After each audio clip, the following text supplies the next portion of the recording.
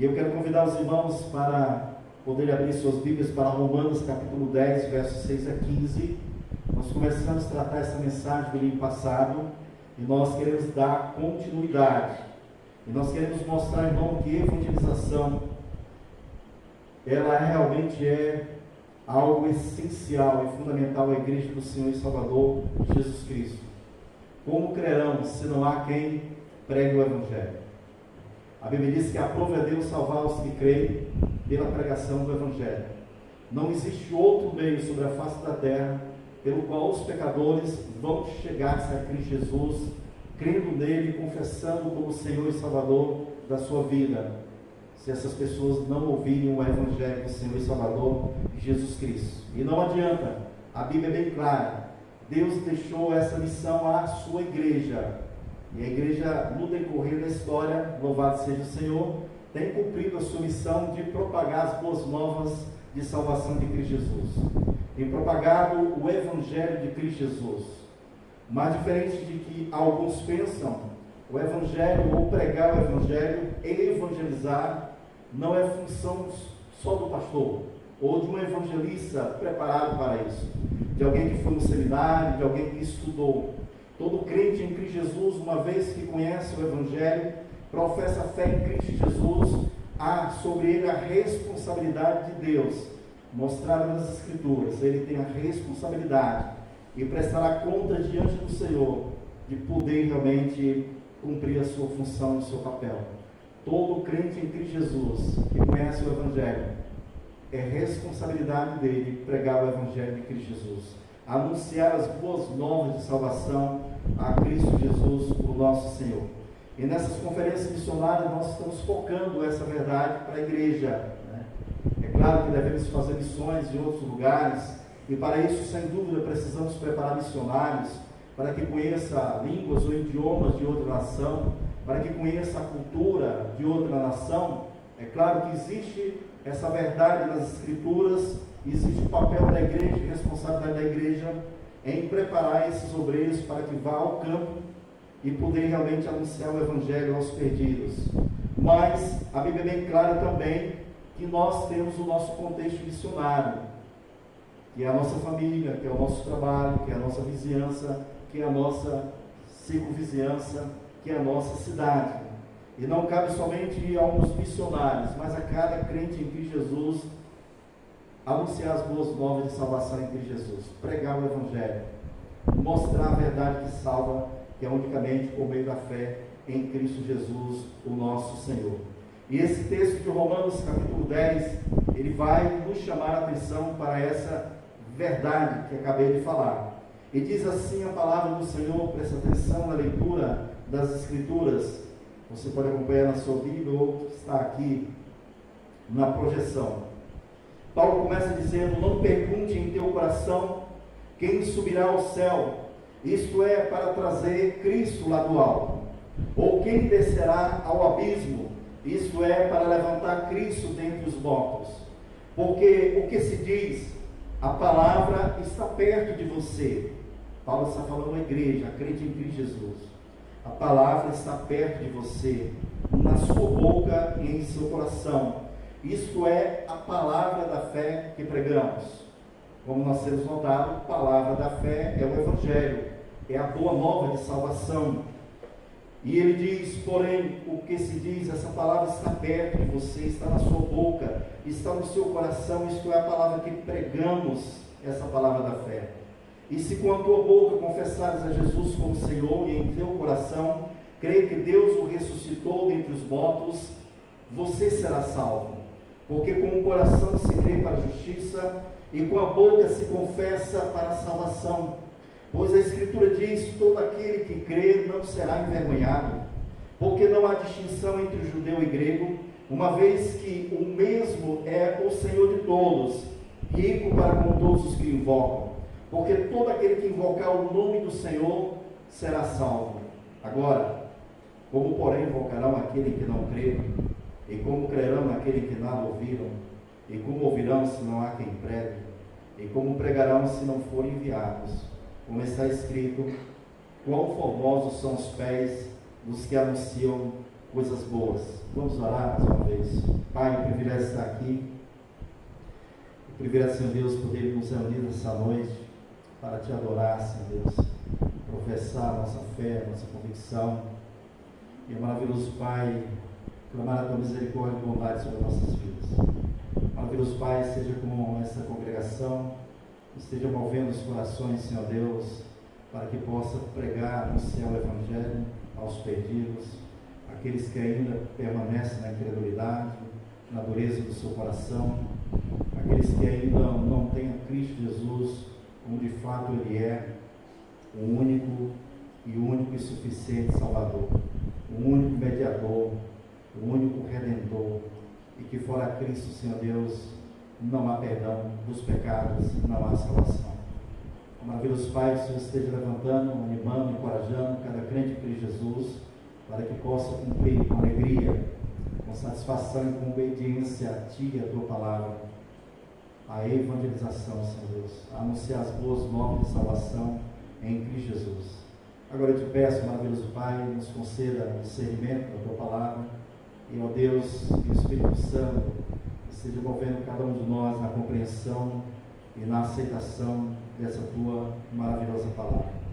Seja comigo, maravilhoso Pai, e que o que eu venha falar, maravilhoso Pai, seja agradável unicamente a Ti e unicamente para a Tua honra e glória. Em nome de Jesus, suplico e agradeço. Amém. Louvado seja o Senhor.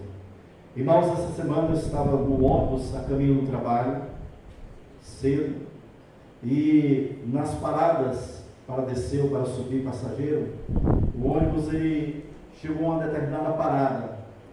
E eu estava em pé e observando na janela, eu vi um senhor idoso, e pelo traje, pela aparência, um morador de rua, e ele estava sentado ali no banco da parada. E ele não estava esperando ônibus nenhum, com certeza. E ele estava comendo um biscoito, um creme cracker, e tomando realmente um café. Possivelmente que alguém ali tenha doado para ele. Mas o interessante é que ao lado dele tinha um cartaz. Esse cartaz ele era um pedaço de papelão, provavelmente ele achou aí na rua, e estava escrito em umas letras garrafais, né? E dizia assim: Jesus está aqui, ajude o seu irmão. Eu não desci para conversar com esse senhor, realmente não deu, e queria realmente perguntar o quanto realmente ele tem consciência ou clareza da presença do Senhor e Salvador Jesus Cristo. Ele naquele cartaz dizia: Jesus está aqui, mas até que certo ponto ele tem convicção, consciência de que fato Jesus estava lá, ou seria apenas uma forma dele convencer ou cativar as pessoas, ou mesmo comover as pessoas, o que parece mais certo, para que as pessoas pudessem ajudá-lo e pudessem realmente dar algum tipo de esmola para ele. Então, irmãos, nós cremos que Jesus Cristo, Ele é verdadeiramente Deus. Ele é a segunda pessoa da Trindade. Essa é a verdade questionável nas Sagradas Escrituras. E sabemos que como Deus, Ele é onipresente, ou seja, Ele está presente em todo e qualquer lugar. Sabemos disso. Nós sabemos ainda que esse Jesus, Ele é onisciente. Ele realmente sabe todas as coisas. Nada pode se ocultar ao nosso Senhor Jesus Cristo. E sabemos que Ele é o Deus Todo-Poderoso. Ele tem o atributo de onipotência. Ele tem todo o poder no céu e na terra, como realmente Ele declarou. Mas, irmãos, porém, nós temos a certeza que não desfrutamos mais do privilégio da presença, mesmo glorificada, de um corpo glorificado, do Senhor e Salvador Jesus Cristo em nossos dias. Não temos. Você crê que Cristo está presente hoje à noite aqui? Você tem convicção para dizer: Cristo está aqui neste lugar. Não podemos contemplar o mesmo um corpo ressurreto, glorificado aqui. A Bíblia diz que Ele está entronizado no céu, glorificado no céu, à direita de Deus, e intercede por nós como nosso soberano mediador. Mas a Bíblia deixa bem claro, sem dúvida, de que Ele está presente. Esse Cristo realmente está no meio do seu povo e habita com cada crente em Cristo Jesus. Então, irmãos, o crente ele deve crer na presença divina de Cristo Jesus na sua igreja. O crente em Cristo Jesus, ele deve crer realmente na presença divina de Cristo em sua vida, em seu coração. Todo aquele que realmente crê na suficiência de Cristo Jesus como seu Senhor e seu Salvador, que creu nele de todo o coração, no seu sacrifício para a remissão dos seus pecados, ele acredita que esse Cristo também, ele não está mais sepultado, de que ele ressuscitou, e que ele realmente vive. Nós adoramos um Cristo vivo.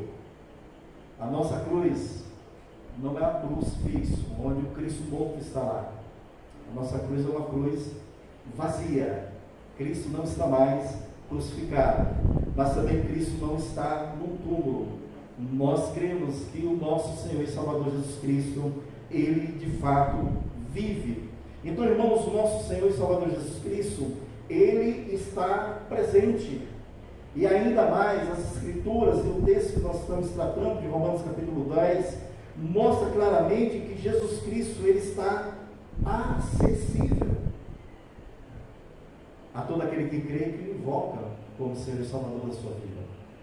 Não é somente o fato de que Cristo está vivo, de que Cristo está presente, mas a maravilhosa graça e bondade de Deus, de que Ele está acima de todo e qualquer pecador. Então essa é a extraordinária verdade. E essa verdade, segundo o apóstolo Paulo, ela aponta para a maravilha do papel da igreja de evangelizar. O que Cristo quer destacar é que a igreja adora um Cristo vivo. E se Cristo está vivo, Ele está acessível, graciosamente acessível às pessoas. Isso fala do maravilhoso papel evangelizador da igreja. Porque a igreja, e aqui eu falo igreja, cada crente em Cristo Jesus, tem que propagar a Cristo Jesus como Senhor. Então isso diz respeito a mim e a você como crente em Cristo Jesus. Então, tomando o texto de Romanos capítulo 10, que nós lemos aí, fazendo uma revisão dos 2 pontos últimos que tratamos no domingo passado, nós vimos primeiramente, seguindo aí, que o Salvador Jesus Cristo está acessível. É isso que Paulo quer destacar de forma bem clara no versículo 6 e 7. Não pergunte em teu coração quem subirá ao céu, isto é, para trazer Cristo de lá do alto. Não tem como você ir ao céu e trazer Cristo para cá.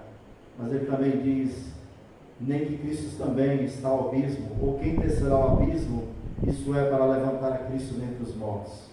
Em outras palavras, ele está dizendo que Jesus está poderosamente presente e acessível, amavelmente, graciosamente acessível. Você não precisa ver para crer em Cristo, mas você precisa crer para sentir realmente, desfrutar da sua divina presença na sua vida. Isso você precisa. Certa vez, um certo discípulo do Senhor Jesus Cristo, chamado Tomé, João 20, 29, ele interrogou a Jesus e disse-lhe, Jesus a Tomé, porque me viste, creste, Tomé? Bem-aventurados os que não viram e creram. Essa é a bem-aventurança da qual cada crente em Cristo Jesus pode usufruir. Eu não preciso ver Cristo glorificado aqui. Eu creio na realidade da sua presença, de que Ele está vivo. Eu creio realmente que Ele está presente, está acessível. Segundo ponto que nós tratamos é que Paulo vai destacar que o Salvador Jesus Cristo, Ele está acessível por meio do Evangelho. Verso 8 a 10, ele diz, porém o que se diz, a palavra está perto de ti, na tua boca e no teu coração. Isto é a palavra da fé que pregamos, ou seja, o Evangelho. O que Paulo pregava? O Evangelho. O que Paulo anunciava? A salvação pela fé em Cristo Jesus. As boas novas de redenção em Cristo Jesus por meio da fé, graça de Deus. E ele disse, com a tua boca você confessar Jesus Cristo como Senhor e em teu coração crer que Deus o ressuscitou dentre os mortos, você será salvo. Porque com o coração se crê para a justiça e com a boca se confessa para a salvação. Às vezes nós pensamos que esse verso é somente para os incrédulos. E a gente usa muito esse texto, Romanos 10, 9 e 10, para evangelizar as pessoas. E não lembrando o fato de que, primeiramente, Paulo está chamando a responsabilidade da igreja. Vocês receberam o Evangelho está no coração de vocês. Vocês professaram esse Evangelho. Vocês creram nesse Evangelho. Vocês realmente testemunham desse Evangelho na vida de vocês. E o ponto de Paulo é: vocês devem pregar esse Evangelho. Vocês devem anunciar esse Evangelho. Se você crê nesse Evangelho, se você confessa a Cristo Jesus, se ele realmente está no teu coração, se uma vez você reconheceu o seu estado pecaminoso e aonde o pecado lhe levaria, e você invocou pela misericórdia e graça de Cristo, e creu no sacrifício de Cristo como suficiente para a redenção, para o perdão dos seus pecados, então você tem que pregar isso também, para que outras pessoas possam conhecer a verdade do Evangelho. Irmãos, nós sabemos que há algum tempo atrás, em nossas vidas, alguém pregou o Evangelho para nós, não é verdade? Não sei, talvez alguns aqui 10 anos, 20 anos, 30 anos, 40 anos, ou talvez 1 ou 2 anos, mais recente, mas o fato é que alguém chegou para você e pregou o Evangelho para você. Pregou aquilo que ele confessou, aquilo que ele creu, aquilo que estava no coração, aquilo que estava na sua mente, e ele tinha que transmitir isso, colocar de boca para fora a verdade do Evangelho. E você realmente chegou ao ponto de invocar a Jesus Cristo como teu Salvador. E você realmente creu que ele morreu pelos teus pecados ou para a tua redenção. E você de fato crê que ele ressuscitou para a justificação. Que você realmente está agora livre da condenação do pecado. De que por conta de Cristo Jesus você está justificado diante de Deus. Não pesa mais a condenação dos teus pecados. Justificado, pois, mediante a fé, nós temos paz com o nosso Deus. Romanos 5:1. Agora nenhuma condenação para os que estão em Cristo Jesus, nosso Senhor. Romanos 8:1, Paulo declara isso. Então, irmãos, nós confessamos a Jesus Cristo como Senhor nosso. Acredito que foi uma confissão real, verdadeira, como de fato Cristo é o Senhor da nossa vida, o Senhor dos senhores, o soberano, o dono da nossa vida e da nossa fé. E cremos que fomos justificados unicamente pela fé em Cristo, não por obras. Não foi os meus feitos, não foi os meus bons costumes, não foi as minhas boas ações, não foi mérito nenhum de mim, mas justamente pela fé nos méritos de Cristo Jesus, méritos santos, perfeitos e eternos de Cristo Jesus, que eu fui e que fomos justificados realmente. Então essa palavra da fé, ou o Evangelho, ela se encontra em nosso coração. Ela tem que estar em nosso coração. Agora esse Evangelho, irmãos, deve estar vivo em nosso ser. Nós vivemos pela fé nesse Evangelho. Esse Evangelho tem que estar sempre vivo em nosso ser. Ele deve se mover em nossa alma, nos enchendo de convicção, nos enchendo de paz, de esperança e contentamento. E nós vimos esses fatores hoje pela manhã na escola dominical, que o Evangelho é toda essa maravilha.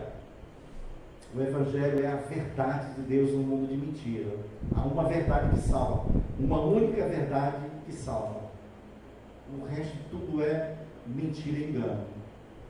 E a verdade que salva é o Evangelho de Cristo Jesus. Não adianta, irmãos, não adianta prometer, não adianta nem fazer milagre para essa pessoa, se não pregarmos o Evangelho. O poder que salva o pecador se chama o Evangelho do Senhor Jesus Cristo. Ele é o Evangelho da esperança, ele é o Evangelho da salvação, ele é o Evangelho da glorificação eterna, ele é o poder de Deus para a salvação de todo aquele que crê. É o Evangelho, e da qual Paulo disse bem claro: eu não me envergonho do Evangelho. Romanos 1,16. Eu não tenho vergonha desse Evangelho, da qual o próprio Paulo foi tocado por esse Evangelho do Senhor e Salvador Jesus Cristo e se tornou um grande pregador desse Evangelho de Jesus. Irmãos, dando continuidade, vamos ao terceiro ponto, caminhando mais e aprofundando passo a passo. Então vimos que o Salvador Jesus Cristo está acessível, está sim, e esse Salvador Jesus Cristo, ele está acessível por meio do Evangelho, do verdadeiro Evangelho de Cristo, mas esse Salvador Jesus Cristo está acessível por meio do Evangelho a todo aquele que crê, diz o verso 11 a 13. Ele diz, pois a Escritura diz, todo aquele que nele crê não será envergonhado, porque não há distinção entre o judeu e grego, uma vez que o mesmo é o Senhor de todos, rico para com todos os que invocam, porque todo aquele que invocar o nome do Senhor será salvo. Note a ênfase de Paulo, todo. Ou seja, irmãos, o que Paulo está destacando para nós é que Jesus Cristo não está facilmente acessível, e ele está, mas ele está igualmente acessível a toda pessoa, sem qualquer distinção financeira, sem qualquer distinção intelectual, sem qualquer distinção de idioma, de língua, ou de raça, ou de capacidade intelectual. Jesus está acessível a todo, a qualquer um. Então, irmãos, uma vez que Jesus Cristo de fato está acessível, ele está acessível a toda pessoa sem qualquer diferença, nenhum favoritismo. Jesus Cristo está mais acessível ao pastor do que ao membro da igreja? Isso é falácia, isso é mentira. Jesus Cristo está mais acessível ao diácono do que ao irmão outro da igreja? Jesus não faz acepção de pessoa, Jesus não faz distinção. Jesus está acessível a mim, mas está acessível ao incrédulo que passa na rua. Jesus está acessível a mim, mas está acessível aos meus pais que não conhecem a Cristo Jesus, ou aos meus irmãos que não conhecem a Cristo Jesus, ou aos meus familiares, ou os amigos, ou qualquer pessoa na rua, independente realmente da condição que essa pessoa esteja, independente da sua capacidade de compreensão, Cristo está acessível. Cristo não está acessível só aos judeus ou aos samaritanos. Lembra lá de João capítulo 4, da mulher samaritana? Ô Jesus, será se Deus está acessível só em Jerusalém, no templo? Será se Deus não está acessível aqui nesse monte em Samaria? Jesus está acessível a todo aquele que de fato crê nele de todo o coração. Cristo está acessível. Então, irmãos, note que todos os três versos aí, ele enfatiza a verdade. Por exemplo, o versículo 11, ele diz, como diz a Escritura, quem nele confia nunca será envergonhado. Toda aquela pessoa que confia em Cristo Jesus como seu Salvador, como seu soberano Redentor, como seu Senhor, eu creio na tua presença, Cristo Jesus. Eu creio que o Senhor está vivo. Eu creio que o Senhor é todo poderoso para me redimir dos meus pecados.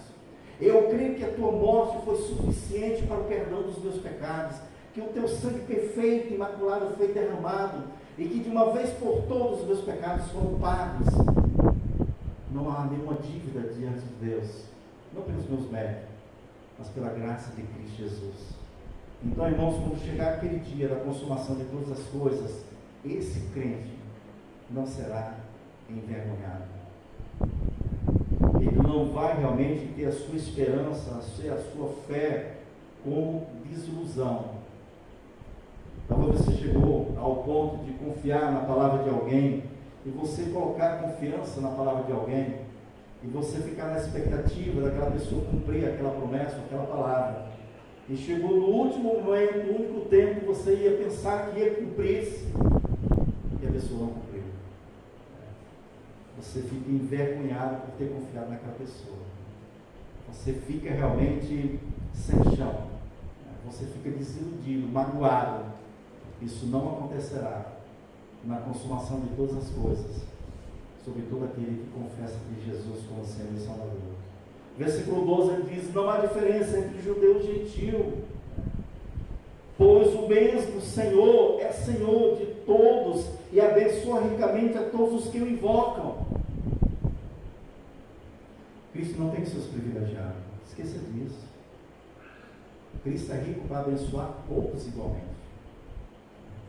Todos igualmente, conforme a sua soberana vontade. O pastor é mais abençoado do que eu. Engano, não é assim que a Escritura fala. Deus está fazendo distinção. Deus está abençoando mais a irmã, Deus está abençoando mais o irmão, Deus está abençoando mais o fulano de tal. Ele é mais abençoado do que eu. Isso é engano, isso é fazer distinção que Cristo não faz e que a palavra de Deus é clara, é evidente. É claro que Deus conhece o meu coração, conhece a minha vida, conhece as minhas particularidades, e Deus trabalha para o crescimento e o amadurecimento particular de cada um de nós. Somos pessoas singulares, né? Temos os nossos temperamentos, e Cristo conhece cada um e sabe lidar cada um em particular, é verdade. Mas dizer que Cristo abençoou mais um do que ao outro, isso é engano, isso é mentira, não está nas Sagradas Escrituras. Ele é rico para abençoar a todos os que o invocam. É uma afirmação, irmãos, impressionante, essa de que por intermédio de Cristo Jesus não existe distinção. E aqui judeus e gentios, dentro do contexto do Novo Testamento, havia aquela distinção. Os judeus achavam que eram mais privilegiados e abençoados do que os gentios. Os gentios aqui é para falar de todos os outros que não são judeus, são os gentios. E nessa nomenclatura nós somos gentios, né? A não ser que tenha algum descendente de judeu aqui, eu acredito que não, né? Mas é para falar de todo gentio.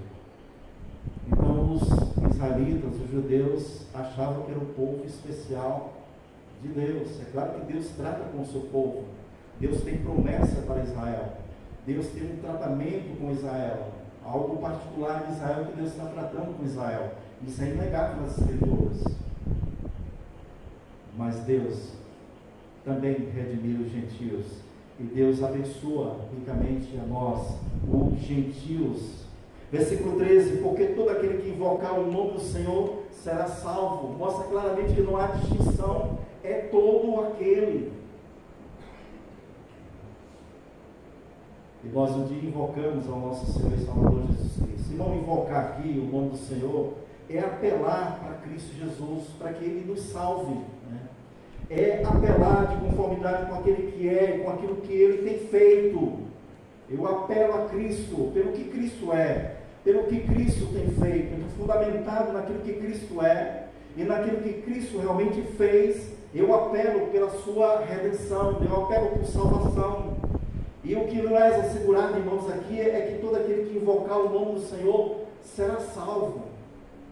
Ou isso aqui é verdade ou é engano. Não tem outra opção, não tem outra interpretação. O apóstolo Paulo, servo do Senhor Jesus Cristo, o que escreveu pela inspiração do Espírito Santo é verdade ou é mentira. Não tem outro jeito. E cremos que é a verdade do Senhor e Salvador Jesus Cristo, nosso Senhor. Então, irmão, de acordo com esta sessão, o que Paulo vai mostrar para nós? O que é necessário para a pessoa ser salva? É isso que ele vai mostrar. O que é preciso para a pessoa ser salva? Então, Paulo está ensinando evangelismo àqueles irmãos. Claro que tinha um contexto, vários irmãos em Roma, simples e possíveis ameaças, sem dúvida, e talvez poderíamos dizer assim que aqueles irmãos tinham até uma certa desculpa para não pregar o Evangelho, mas nem isso é desculpa para pregar o Evangelho do Senhor e Salvador Jesus Cristo. Então, primeiramente, Paulo fala do próprio Jesus, claro, sem dúvida nenhuma. E nós cremos em Cristo Jesus, irmãos, como um fato histórico. Para muitos, Cristo é uma encarnação da encarnação de não sei de quem, né? Jesus é apenas um grande profeta para os maometanos. Eles têm consideração, tem respeito por Jesus, tem admiração por Jesus, mas Jesus não chega aos pés de Maomé. Mas ele é um santo profeta, foi um santo profeta, sem dúvida. Para o judaísmo, Cristo realmente foi um grande rabino na história, um grande conhecedor, um grande pregador da palavra de Deus. Não passa de um mestre, de um rabino qualquer, iguais a qualquer rabino da cultura judaica. Então, para muitos, Jesus Cristo é a encarnação da encarnação. Olha aí os espíritos. É a encarnação da encarnação e da encarnação da encarnação. E a encarnação de forma, vamos dizer assim, chegou a um nível de perfeição incomparável a qualquer um sobre a face da nossa terra. Mas nós cremos que Jesus, irmãos, como um fato histórico, nós acreditamos na encarnação de Cristo Jesus, que Ele é Deus, segunda pessoa da Trindade. Essa é a verdade do Evangelho, essa é a profissão de fé. Então, o Evangelho fala do próprio Jesus, é o fundamento do Evangelho, é Cristo Jesus, é o centro do Evangelho, é Cristo Jesus, é o Senhor do Evangelho, é Cristo Jesus, é o Evangelho encarnado, é Cristo Jesus, nosso Senhor e Salvador. E esse Cristo realmente, Ele é real, viveu na história, pisou aqui nessa terra, foi reconhecido como figura humana, perfeito, sem qualquer mácula do pecado. Nunca um dolo sequer foi achado na boca do Senhor Jesus Cristo. Testemunharam a respeito de Cristo Jesus. Pilato lavou as mãos e diz: esse homem é inocente. Eu não tenho nada contra esse homem, não tenho nada contra esse homem. E a esposa o avisou: não te meto com esse justo, você é perfeitamente justo. Mas esse Cristo em forma humana, limitada, é claro, era o próprio Deus, o Verbo que se fez carne, habitou entre nós e vimos a sua glória, a glória do unigênito Pai, verdadeiro Deus Todo-Poderoso. Nós acreditamos, amados, na crucificação de Cristo Jesus, que Ele morreu, não porque era um malfeitor, não porque Ele devia alguma coisa ao Império Romano, como os ladrões que foram crucificados juntamente com Cristo no dia da crucificação. Ele não era um ladrão, não era um malfeitor, não tinha nada que maculasse a reputação de Cristo Jesus, alguém perfeitamente inocente. E como já estudamos aqui, mesmo nessas conferências missionárias, nós vimos que Cristo Jesus deu a sua vida, ninguém a tomou de Cristo Jesus. Ele amavelmente, voluntariamente deu a sua vida. A minha vida vos dou, não vos a dou. Ninguém a tira de mim, disse o Senhor Jesus Cristo. Então Ele deu a sua morte como sacrifício perfeito, suficiente para pagar pelos nossos pecados, pelo pecado de todo aquele que crê, que o confessa como o Senhor Jesus Cristo, Deus Todo-Poderoso.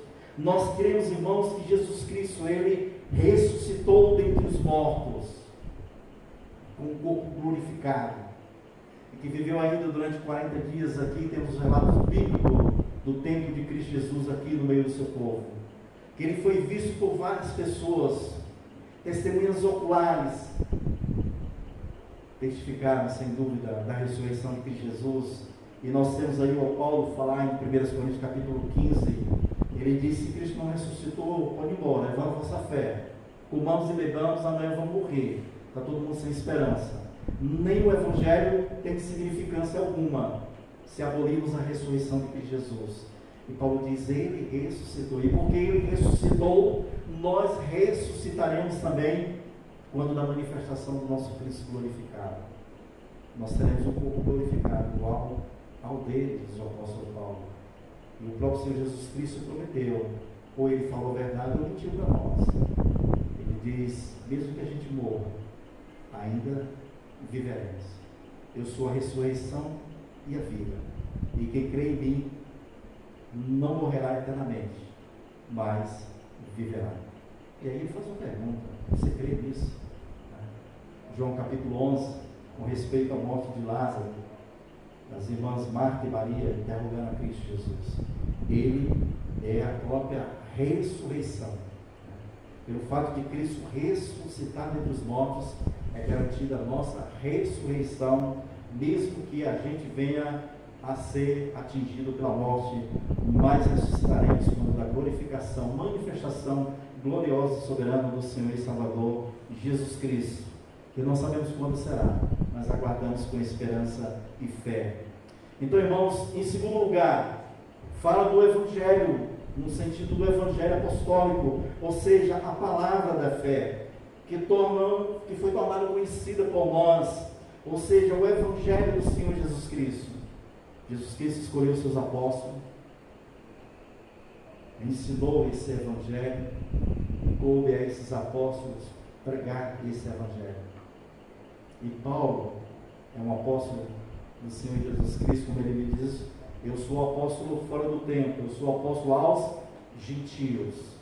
E nós temos o nosso apóstolo aqui, aos gentios, o apóstolo Paulo, pregando para nós, declarando essa verdade para nós, de que esse Evangelho é a verdade, é o Evangelho do Senhor Jesus Cristo. A pessoa tem que crer no Senhor Jesus Cristo, tem que ouvir o Evangelho do Senhor Salvador Jesus Cristo. Terceiro lugar, o crer. À medida que ouve o Evangelho do Senhor Jesus Cristo, tem que crer. Ou seja, manifesto um ato de invocar o nome do Senhor Jesus Cristo, combinando aí fé no coração com confissão. A pessoa crê, mas não é aquele crer envergonhado, é aquele crer que confessa: eu creio em Cristo Jesus, e o confesso agora como Senhor e Salvador da minha vida. Ele me redimiu dos pecados. Agora, essa fé, irmãos, que Paulo está tratando aqui, é uma fé que tem um objeto específico. Não é fé na fé, não é fé na sua fé. Eu creio, creio que eu creio que eu creio. Não é isso que Paulo está dizendo. Ele está dizendo é fé na pessoa e na palavra de Cristo Jesus.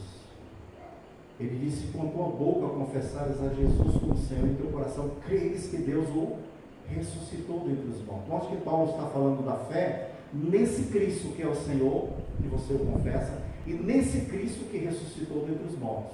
O objeto da fé que salva é unicamente Cristo Jesus, o Senhor e Salvador. Essa é a fé que nós chamamos de fé salvadora. Porque pela graça é salvo mediante a fé, isso não vem de vós, é dom de Deus, não de obras para que ninguém se glorie. Por isso que essa fé é um milagre. Por isso que essa fé é uma obra do Espírito Santo no coração do pecador, para que ele não creia na crença dele, para que ele creia realmente naquilo que ele ouviu, naquilo que o Espírito Santo colocou em seu coração, e o regenerou, e o convenceu dos seus pecados e da suficiência da morte de Cristo Jesus para a remissão dos seus pecados. Ele foi convencido pela terceira pessoa da Trindade, que é o Espírito Santo de Deus. Foi um convencimento sobrenatural. Não foi eu que convenci aquela pessoa a crer em Cristo. O meu papel foi simplesmente pregar o Evangelho. Pregar o Evangelho, pregar o Evangelho. E tem que pregar o Evangelho puro como ele é pregado. É claro que existe, e nós temos visto muito nos nossos dias, que as pessoas tentam adoçar o Evangelho, ou colocar, ou prometer aquilo que o Evangelho não promete. E aí é claro que as pessoas possam ser convencidas, a convencer a acreditar no meu Evangelho da prosperidade, no meu Evangelho das coisas boas, no meu Evangelho da riqueza, no meu Evangelho, e aí você vai ao Evangelho de tudo, no meu Evangelho da carnalidade, né? Que o que é importante é o espírito, a carne, eu posso fazer o que quiser dessa carne, posso beber, posso farrear, posso fazer o que quiser, não é importante, já estou salvo. É esse Evangelho por aí pregado, né? Tem vários, vamos dizer assim, enfeites para esse falso, para esse Evangelho. E de fato Paulo vai dizer em Gálatas, capítulo 1, né, todo o livro, de que é um falso Evangelho, é um Evangelho espúrio, um falso Evangelho. E as pessoas são convencidas, a mentira me engana o diabo por conta desse falso Evangelho. Mas o que Paulo está falando aqui é crer nesse Evangelho, cujo foco é Cristo Jesus, o Senhor. Eu creio em Cristo para a redenção dos meus pecados. Eu não serei envergonhado. Eu creio na pessoa de Cristo, eu creio na palavra de Cristo. Isso é fé. Fé é você acreditar na pessoa de Cristo Jesus, quem diz ser o que Ele é, apresentado nas Escrituras, e creio na palavra desse Senhor e Salvador Jesus Cristo. Eu creio por isso em ti. E creio na tua palavra. E nós não podemos separar ele da sua própria palavra. Mas em quarto lugar, Paulo vai colocar aí o evangelista que proclama Cristo. O que é necessário para a pessoa salvar? Ela precisa ouvir o Evangelho. Precisa ouvir o Evangelho. E aqui a pessoa está a insistir para que a pessoa realmente possa crer no Senhor e Salvador Jesus Cristo, confiar nele de todo o coração. Mas Paulo aprofunda mais ainda e vamos ao nosso quarto ponto aí. Então ele vai declarar para nós o seguinte: o Salvador Jesus Cristo, é o resumo, o Salvador Jesus Cristo está acessível por meio do seu Evangelho a todo aquele que crê, por meio da proclamação do Evangelho. Cristo está acessível, louvado seja Deus. Mas ele está acessível por meio do seu Evangelho. Não adianta prometer que Jesus vai aparecer no quarto de madrugada para aquela pessoa. Não vai. Não adianta prometer que a pessoa realmente, um anjo vai descer do céu e vai pregar o Evangelho para aquela pessoa. Não foi dado aos anjos, se bem que eles queriam, mas foi dado a nós. E Paulo vai dizer: está acessível por meio do Evangelho a todo aquele que crê, sem qualquer distinção de pessoa. Mas ele continua declarando ainda por meio da proclamação do Evangelho. Verso 14 e 15. E nesse verso 14 e 15, Paulo vai falar sobre o evangelista, que é cada crente em Cristo Jesus. Que é cada crente em Cristo Jesus. Cada pessoa daquela igreja. E da igreja do Senhor e Salvador Jesus Cristo.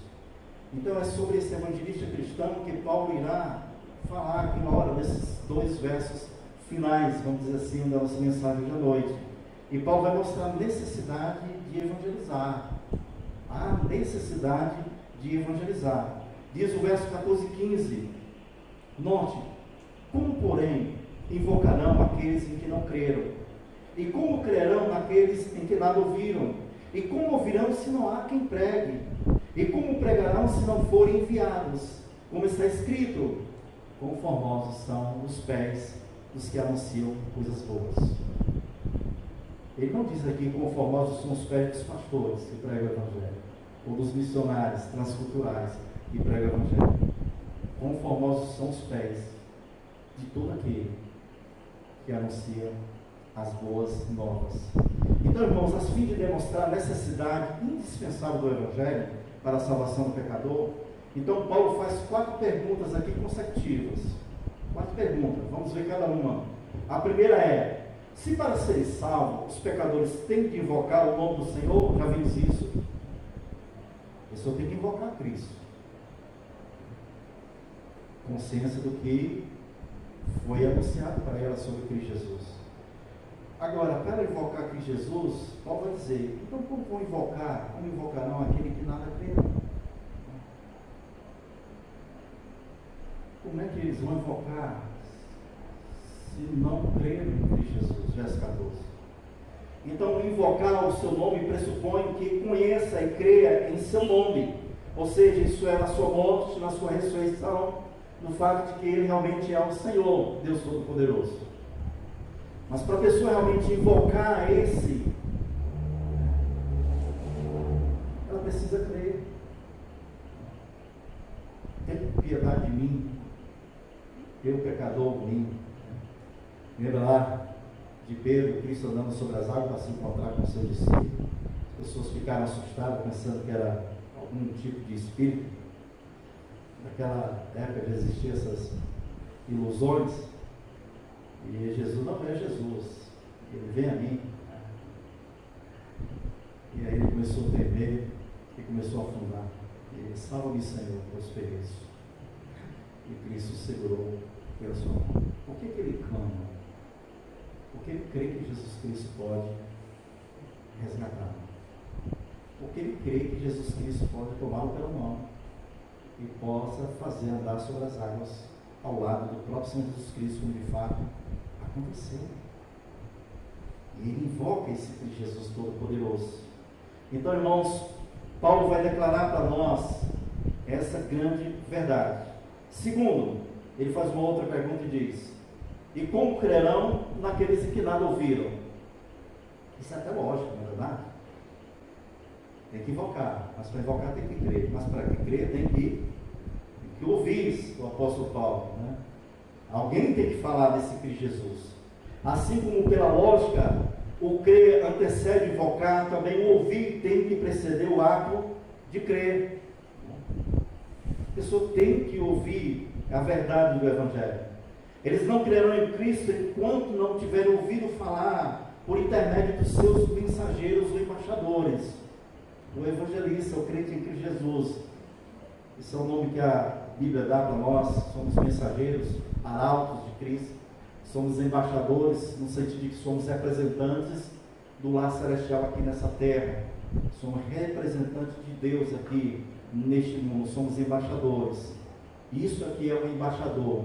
Ele é um representante de outra nação em uma nação. Ele representa a sua nação, o seu país, o seu presidente, a sua nação. Terceiro, Paulo faz outra pergunta.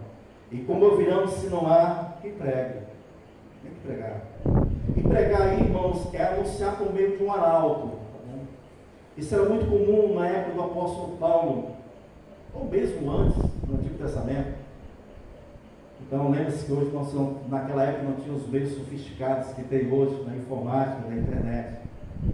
Então, naquela época, um rei, quando tinha uma mensagem, queria anunciar essa mensagem a todo o seu reino.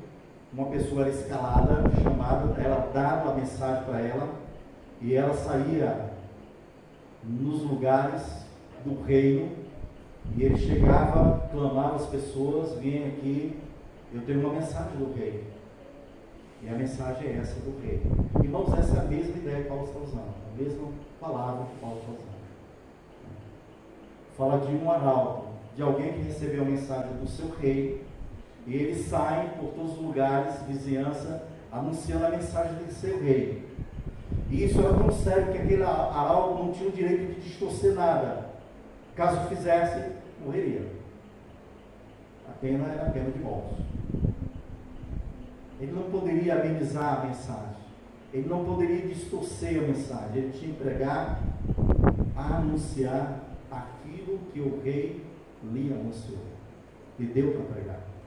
Ele tinha que pregar. E Paulo está usando essa mesma ideia para chamar. Então, como é que as pessoas realmente vão ouvir a mensagem do Evangelho, crer e invocar Cristo, se não existe arauto do Senhor? Se não existe mensageiros do Senhor, se não tem quem entregue essa mensagem para as pessoas ouvirem.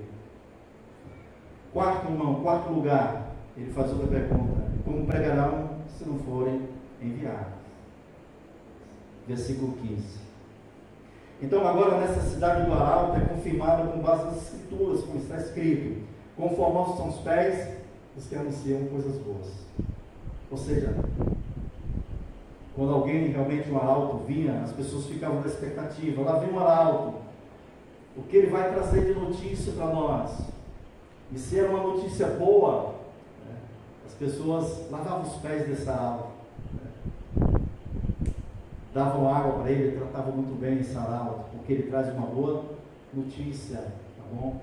É alguém que passou dias, talvez não a cavalo, mas andando em trilhas, correndo perigo, dormindo ao relento, sofrendo as intempéries do tempo, do dia, mas ele não foge à sua responsabilidade. A tarefa é dura, ele tem que percorrer, a alimentação é escassa, a água também é escassa, ele tem que planejar bem. Essa é a função do arauto. Pensar que era fácil ser o arauto naquele tempo?